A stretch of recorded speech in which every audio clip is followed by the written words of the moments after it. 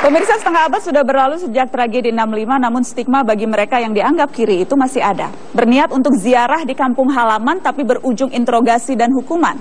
Masuk dalam daftar cekal karena dianggap meresahkan.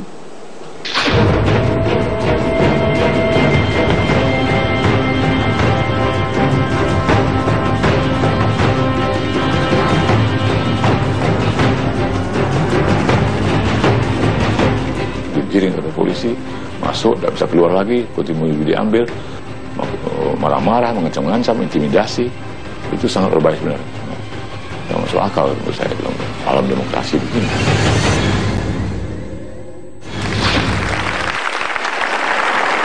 Ya, dan telah hadir di studio Wendra Putra, pengacara dari LBH Padang, dan Yulia Evina Bara yang mendampingi Tom Ilyas selama Tom Ilyas berada di Indonesia, pulang kampung di Indonesia. Selamat malam Yulia, selamat malam Wendra, terima kasih sudah hadir di Makan Aja. Kita juga nanti akan tersambung dengan Pak Tom Ilyas yang saat ini berada di rumahnya di Stockholm. Tapi sebelumnya saya ingin dengar cerita Anda dulu. Saya ingin ke Yulia. Anda waktu itu juga turut bersama Pak Tom, mendampingi Pak Tom ketika pulang kampung. Iya. Apa persisnya yang terjadi sehingga kemudian akhirnya ditangkap begitu oleh polisi, diinterogasi berjam-jam, dan akhirnya dideportasi keluar dari Indonesia? Ya, jadi waktu itu tanggal 10 Oktober, kita 5 orang ya, salah satunya dengan Bung Tom dan kakaknya, minta ditemani untuk pulang kampung karena mau ziarah, dan usia mereka juga sudah di atas 77 tahun. Kakak Bung Tom berusia 81 tahun. Lalu kami ke Painan, dan kemudian sampai tanggal 10 malam, tanggal 11-nya kami pagi menengok rumah Bung Tom yang ada di situ, lalu kemudian ziarah ke makam ibundanya Siti Mawar. Lalu kemudian karena berbekal dari posisi yang sebenarnya sudah dilaporkan kepada Komnas HAM bahwa ayah dari Bung Tom itu dikuburkan pada sebuah kuburan massal yang lokasinya sebenarnya sudah diketahui. Dan kemudian karena takut ini adalah yang terakhir kali gitu, akhirnya mereka mencoba mencari, dan kemudian ada mengetahui bahwa ada yang bisa menemani karena mengetahui posisi tempat itu dulu pemilik tanah, dan kemudian satu lagi adalah korban yang selamat. Lalu kami ke sana, kemudian kakak dari Bung Tom meminta izin kepada pemilik tanah yang baru untuk bolehkah kami berdoa di situ sebentar gitu. Lalu pemilik tanah tidak mengizinkan, kepala kampung juga tidak mengizinkan, dan tiba-tiba sekitar ada 20 orang yang sudah ada di situ yang akhirnya kami ketahui adalah intel ya dari kepolisian. Lalu kami pergi karena tidak diberikan izin. Lalu setelah kami mengantar 2 orang yang dari kampung situ, sekitar 500 meter dari lokasi tersebut, tiba-tiba kami dihadang oleh satu mobil yang itu menghadang di depan jalan gitu, melintang. Lalu kemudian kunci mobil kami diambil, kita dipaksa turun tapi kita tidak mau gitu.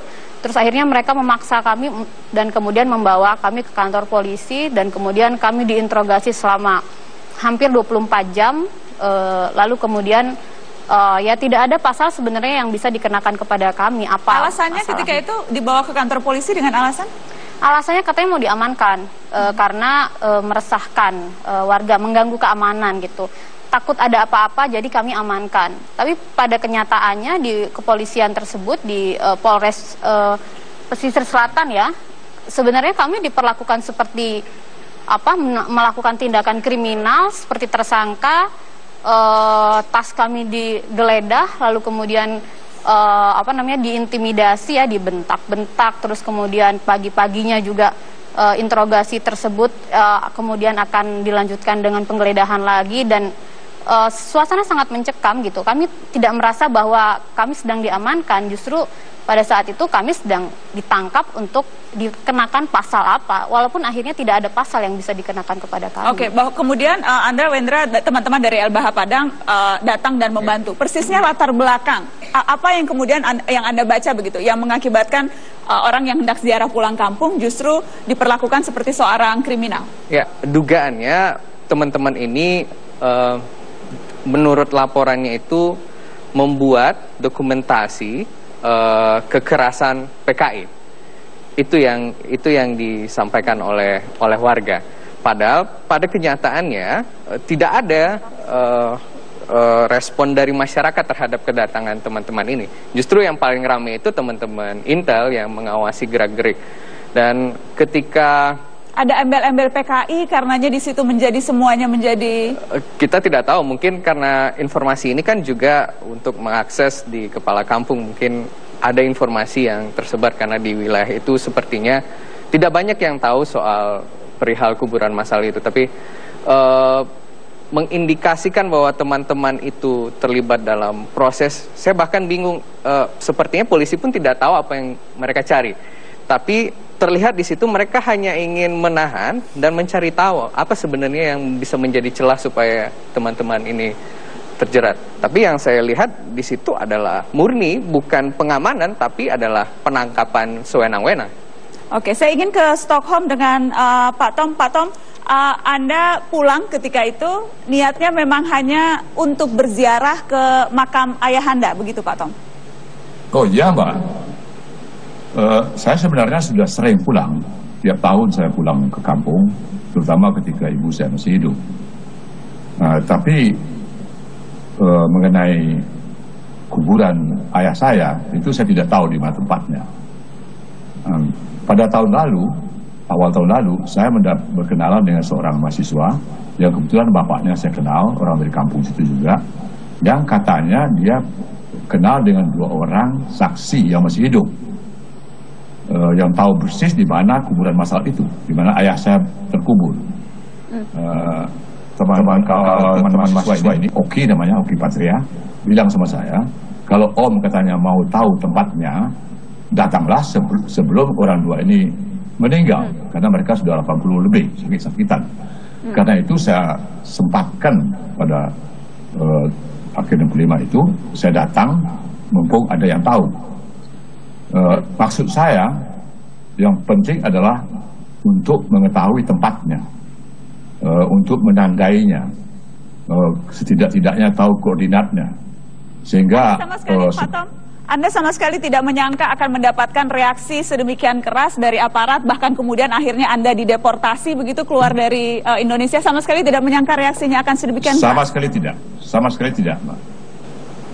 Juga tuduhan bahwa itu akan membuat film dokumentasi itu tidak benar.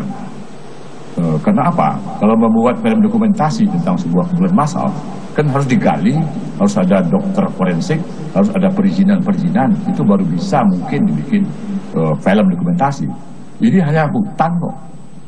Apanya yang mau didokumentasi, apanya yang mau difilmkan. Kan hutan mana saja bisa dipotret. Di bawah teks di bawahnya inilah kuburan massal, itu tidak meyakinkan kan. Jadi sama sekali tidak ada pikiran untuk membuat dokumentasi tentang itu. Tidak ada persiapan untuk itu juga. Hanya ziarah. Untuk itu dari Jakarta saya bawa kakak saya perempuan. Beliau ini sangat religius. Jadi untuk mendoa di makam orang tua buat bagi beliau adalah sangat penting sebelum beliau meninggal. Karena kakak saya ini sudah 80 lebih. Jadi tujuan pokoknya hanya ziarah. Itu paling banyak akan makan waktu 20 menit. Tidak lebih, tidak kurang.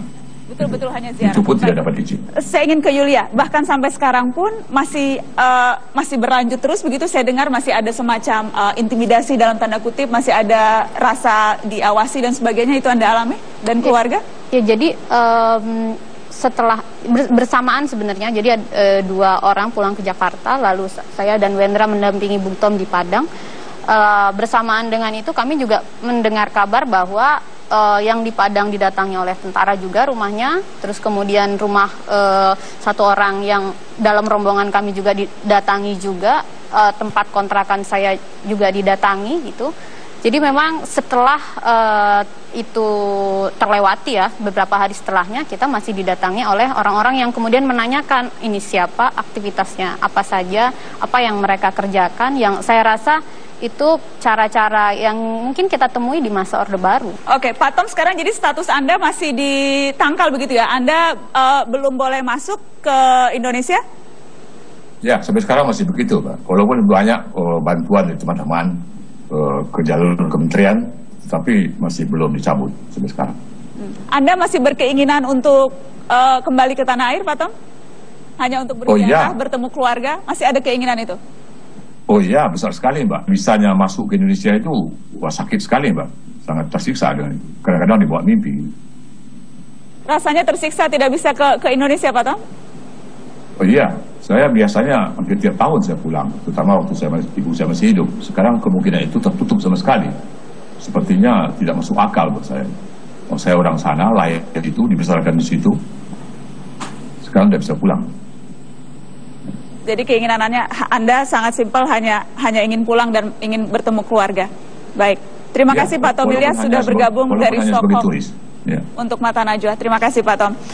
Wendra, ke Anda terakhir, statusnya bagaimana sekarang? Anda sudah langsung ke Menteri Hukum dan HAM? Teman-teman aktivis di Padang? Ada banyak upaya untuk mendesak supaya pemangku kebijakan dalam hal ini adalah Kementerian Hukum dan HAM untuk segera mencabut daftar cekal karena itu menjadi kewenangannya. Kemarin juga udah koordinasi dengan kawan-kawan Komnas HAM, juga mencoba untuk menyurati, dan harapannya sebenarnya harapan Tom dan harapan teman-teman bahwa dia agar dapat kembali beraktivitas dan dapat kembali mengunjungi Indonesia di saat-saat mungkin akhir hidupnya. Ada permintaan dari aparat kepada imigrasi dan protapnya memang begitu. Kalau ada permintaan aparat, ya memang imigrasi, apalagi dari lembaga resmi. Ini lembaga resmi, saya tidak perlu menyebutkan siapa. Dari lembaga resmi yang meminta supaya beliau dideportasi dan dicegah tangkal dan dicegah, ya. Jadi itu kita lakukan pencegahan dan berlaku sampai masuk ke Indonesia. Tetapi mudah-mudahan kita berharap nanti setelah itu dapat beliau datang kembali.